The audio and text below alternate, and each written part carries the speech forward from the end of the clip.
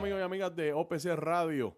El 14 de diciembre, domingo 14 de diciembre, la gobernadora Jennifer González Colón firmó el proyecto del Senado número 63 en ley. Este es el proyecto que trastoca la ley de transparencia y procedimiento expedito. Esta ley afecta toda la información que todos tenemos derecho, periodistas y los que no son periodistas. Hoy, en este programa, discutimos los efectos de esta nueva ley en el acceso a la información.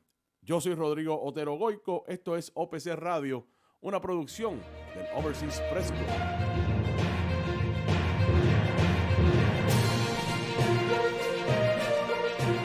El pasado mes de octubre, el Overseas Press Club eligió su nueva junta y este es el primer programa que estamos produciendo como, valga la redundancia, nueva junta del Overseas Press Club. Y hoy tenemos de invitadas a la presidenta del Overseas Press Club, la nueva presidenta, Wilma Maldonado Rigoitía, y la compañera periodista y presidenta de la Asociación de Periodistas de Puerto Rico, Nidia Bauzá. Wilma Maldonado Rigoitía, bienvenida, gracias por estar con nosotros. Quiero empezar preguntándote, ¿cómo esta nueva ley, firmada por la gobernadora, afecta el oficio del periodismo y afecta el país? Bueno, gracias Rodrigo y por la oportunidad, ¿no?, de poder explicar las consecuencias que tiene este proyecto para la transparencia y para la fiscalización del gobierno de Puerto Rico. Obviamente tiene unas consecuencias nefastas porque restringe el derecho a la información, aumenta la burocracia. Pero me parece que además de la gobernadora con la firma de este proyecto dejó claro que su trayectoria por los próximos 3 años que quedan de su administración continuarán marcados por la falta de transparencia.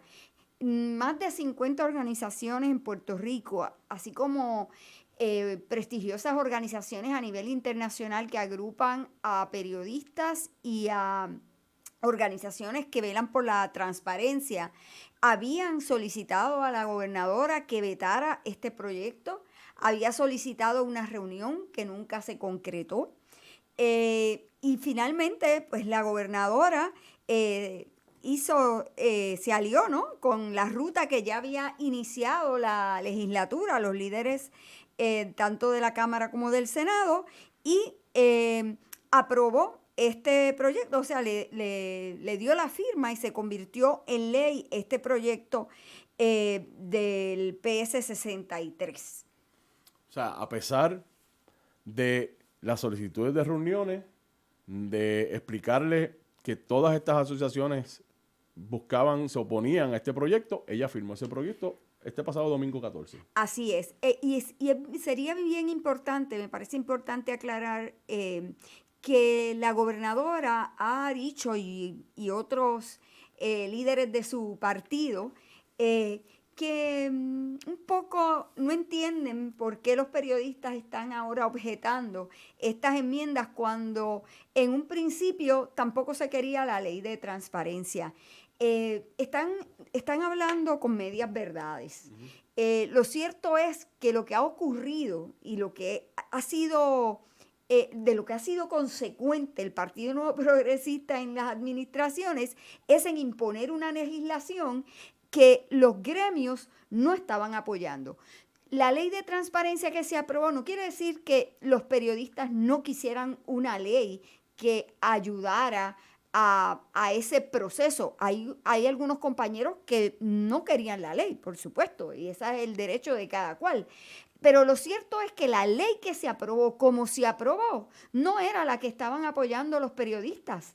Habían proyectos de ley superiores al que aprobó el entonces gobernador Ricardo Rosselló en el verano del 2019, cuando ya estaba de salida y dejó este proyecto que no tenía el apoyo, como estaba redactado. No quiere decir que todos los periodistas rechazaran la posibilidad de una ley, sino este proyecto se trajo sin el apoyo y así lo aprobó la mayoría del Partido Nuevo Progresista y así lo firmó el gobernador Nuevo Progresista. Y ahora nuevamente ocurre lo mismo, hacen unas enmiendas que nadie solicitó, que los periodistas no estaban apoyando y lo convierten en ley y tienen el descaro de decir que vienen a aclarar unas dudas que teníamos los periodistas.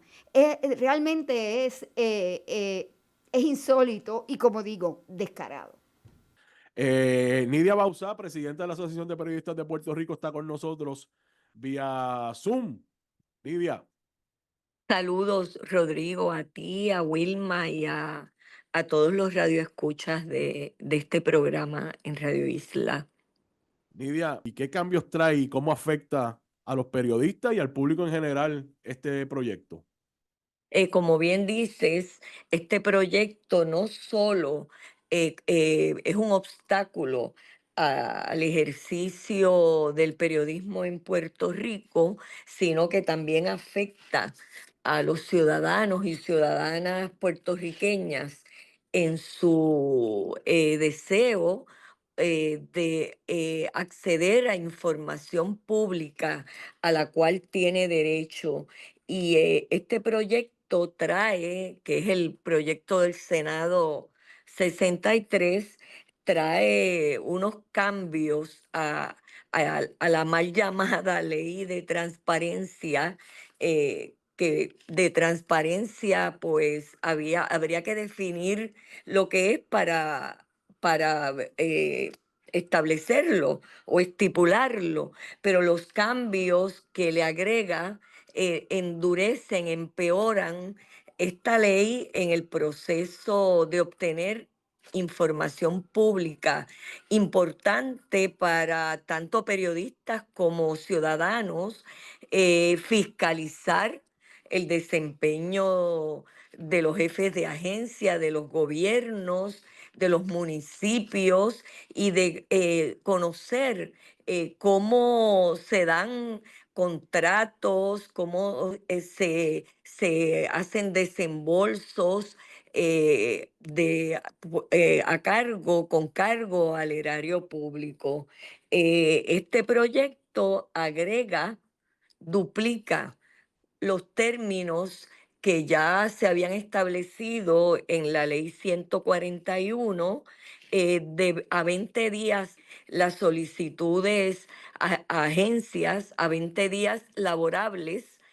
En caso de oficinas regionales sería a 30 días, pero en ambos casos también se agrega una prórroga de 20 días, lo que llevaría a una cuenta de 50 días, un término inaceptable que puede desalentar a la gente a hacer sus reclamos, como a los que tiene derecho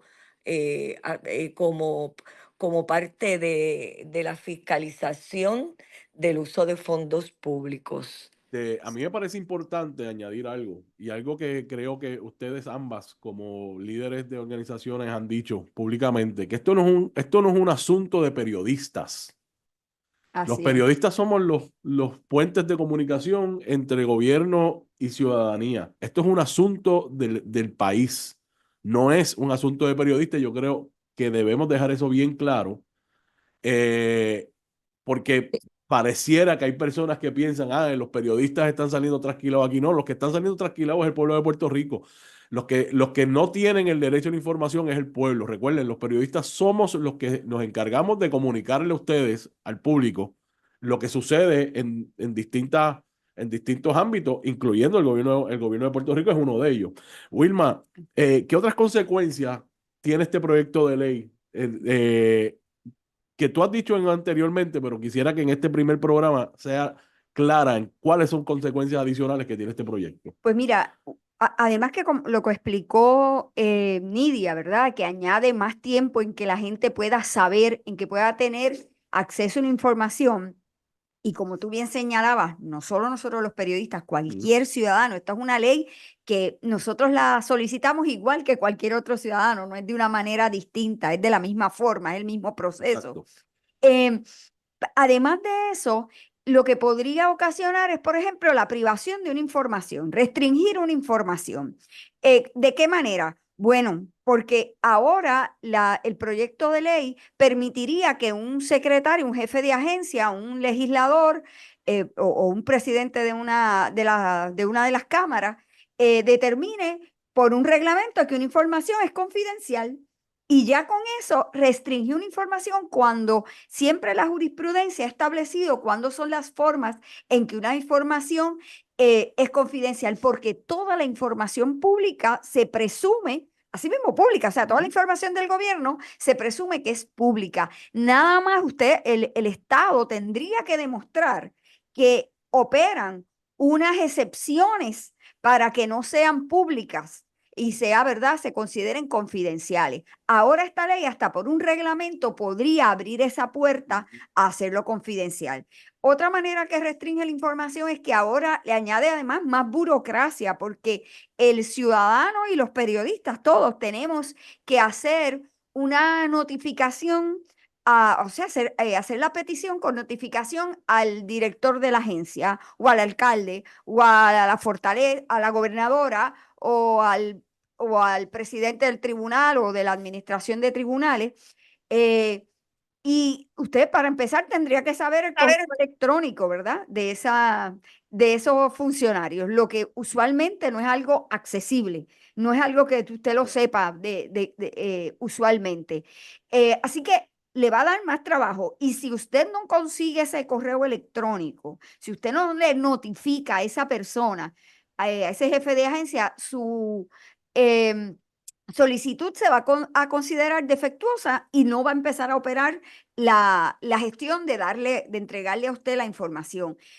¿Cuál sería el remedio? Bueno, pues entregarla por correo, que añade días adicionales. ¿Cómo tendría que hacer? Por correo certificado, para que usted tenga una garantía de que eso le llegó al jefe de agencia. Ni siquiera eso está claro. Así que le añade burocracia, permite que incluso puedan privarlo a usted de una información que es pública. Sí que tiene muchísimos defectos este proyecto de ley. Nidia, ¿quieres añadir a lo que acaba de mencionar Wilma?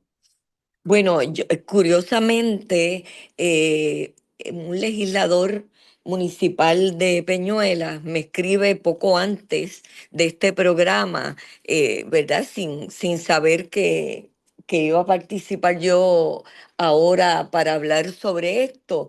Y le deniega el Tribunal de Ponce una solicitud al amparo de la Ley 141 de información, de una petición de información al municipio de Peñuelas sobre gastos del desfile puertorriqueño en Nueva York y de un desvío sur que se contemplaba hacer de una carretera.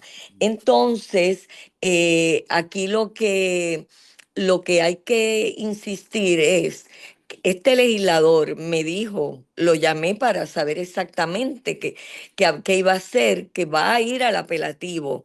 Entonces, ¿qué es lo que se deduce de todo esto? Es que hay que ir a los tribunales, o sea, sabemos que a través de la ley 141, que ya es onerosa, Ujú. hay que incurrir en gastos, hay que ir a los tribunales.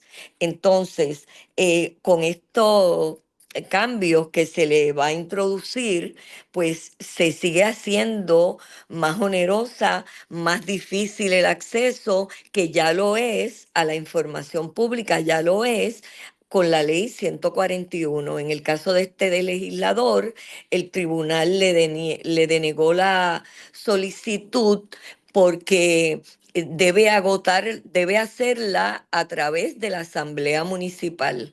Y obviamente la Asamblea Municipal está controlada por otro partido que ya sabemos cuál va a ser el resultado. Entonces, esto es pues seguir dilatando los procedimientos, el derecho que tiene este legislador como ciudadano también a obtener información sobre un gasto público. Importante dejar claro que esta situación con el legislador de Peñuelas que menciona la compañera Nidia Bausa es pre la Correcto. enmienda. O sea, La enmienda previo, no ha entrado en vigor. Es basado en es la ley previo. previo. Sí, Pero mira, en el- me parece que ya los tribunales o están aguantando casos o están determinando como si se hubiese aprobado. Ujú. Me está raro, tío. Habría que ver si fue que este legislador municipal no hizo una petición original a la Asamblea Legislativa Ajá. perdón, a la Asamblea Municipal o Legislatura Municipal, porque ya por ejemplo, el caso de Rodríguez Bebe, ella fue por la ley y le ordenaron, por la ley de transparencia y le ordenaron y ella es una legisladora. Claro. Lo mismo ocurrió, ha hecho peticiones en el pasado, el representante también, Betito Márquez, lo Sí. hizo. Así que es una decisión un poco extraña y que obviamente el ciudadano va a tener que apelar, ¿verdad? El legislador municipal, pero sí, vemos, es que el problema, como lo bien trae Nidia, y yo creo que es bien importante para que la gente entienda, aquí han querido hacer ver que es que lo que se pretende con esta enmienda es atemperar el proyecto, ¿verdad? Perdóname, poner en práctica, ¿verdad? El tiempo que se tarda en recopilar la información, Claro. atemperar la realidad con la ley con la realidad. Pero la realidad no es que se tarden, la realidad es que no te lo quieren dar. Exactamente. Porque Ojalá que fuera, ojalá fuera. es una mentira decir eso. Por lo que recurrimos al tribunal es porque sabemos que esa información está disponible, es accesible y simplemente no la quieren entregar. Nadie quiere ir a alargar procesos en el tribunal y que Sí. son onerosos en todas formas, en no, dinero, en tiempo. la gente no tiene dinero para Claro ir que al no. Claro. tribunal. Pues lo que significa es que realmente este proyecto de ley no viene a solucionar ningún problema, no existe tal problema. Lo que existe es el desinterés del Estado y de los gobiernos municipales de ser transparentes. Eso es la realidad de lo que se trata, Rodrigo. En el modo de ejemplo, como bien trajo Nidia, tú también tienes hablaste con algunas compañeras Así es. periodistas sobre retos que han tenido precisamente solicitando información pública. Yo le envío un mensaje, por ejemplo, por WhatsApp a la compañera Valeria Collazo Cañizares de Rayos X Ajá. para que me contara un poco su experiencia con las solicitudes de información a las entidades del gobierno. Y ella me contestó. Vamos a escucharlo. Adelante, director. Hola Valeria, quisiera saber cuán rápido han sido contestadas tus peticiones a través de la ley de transparencia y cómo piensas que se complicaría tu trabajo investigativo con las enmiendas a esta ley. Espero tu contestación. Gracias. Saludos, Wilma.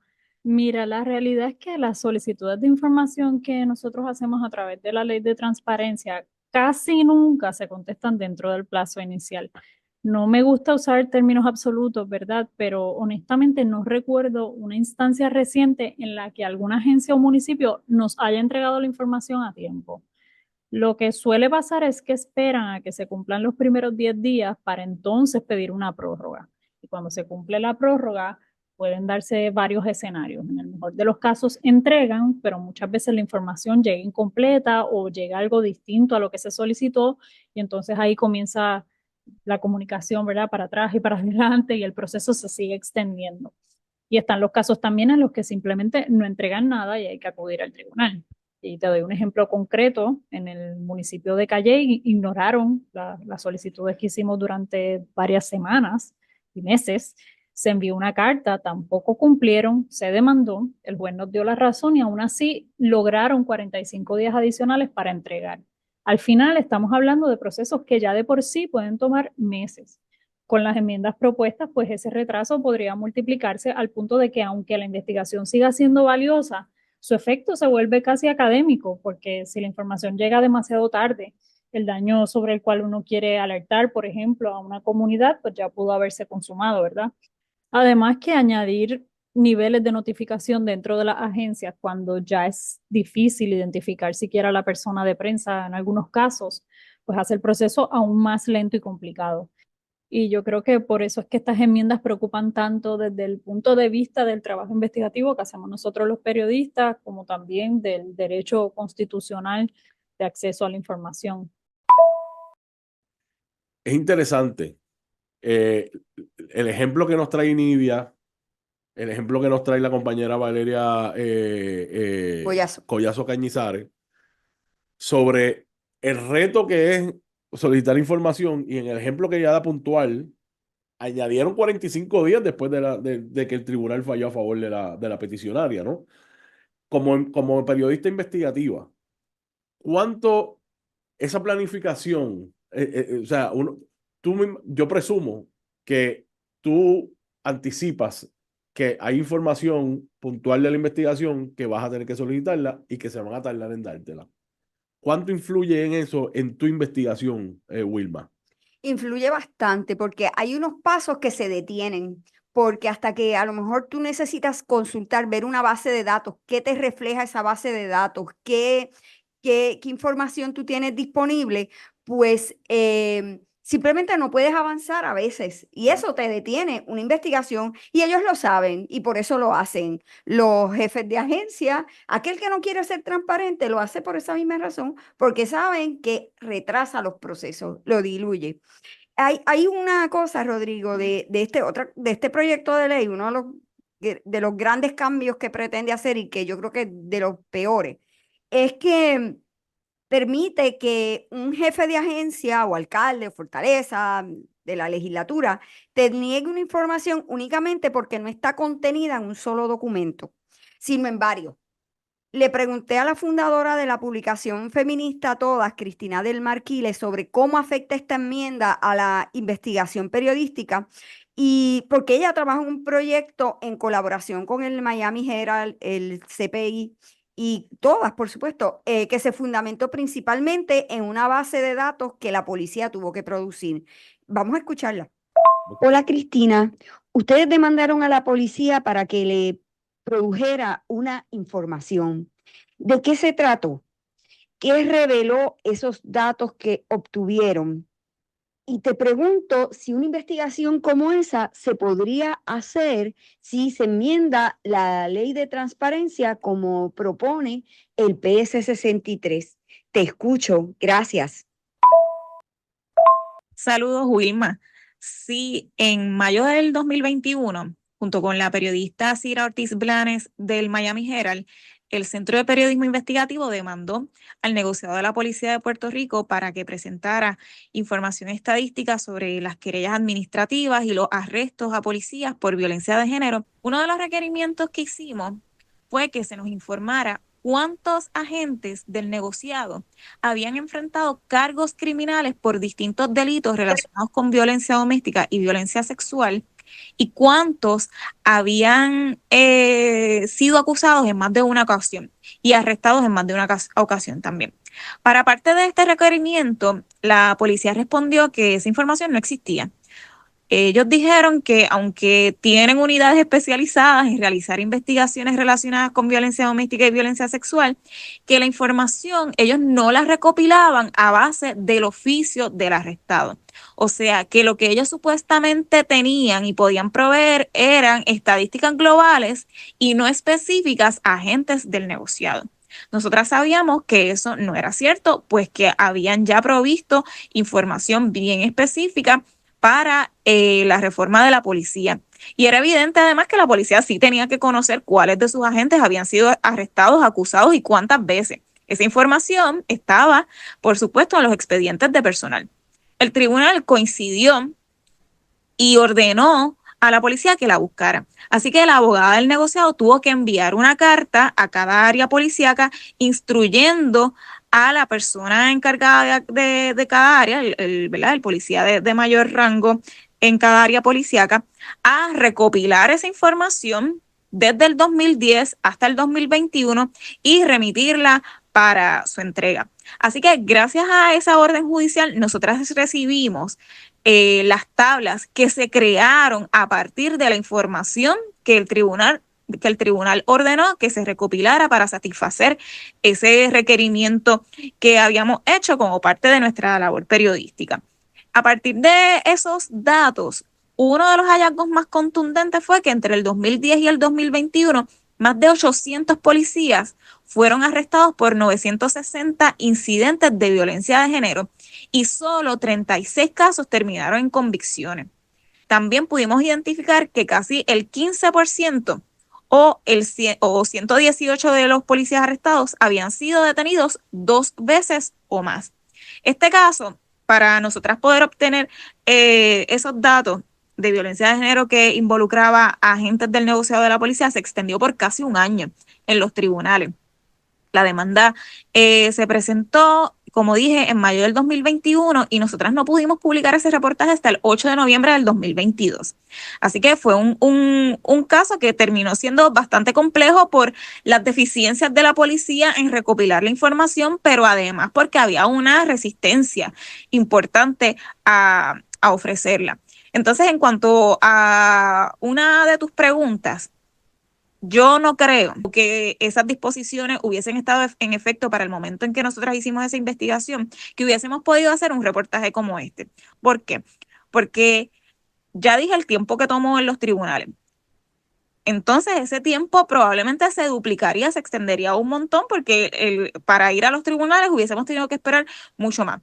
Permitiría que la policía negara información dispersa que tiene, pero que la tiene dispersa en varios documentos y también hubiese facultado o facultaría al jefe del negociado a declarar confidencial cualquier información que decida declarar confidencial por reglamento.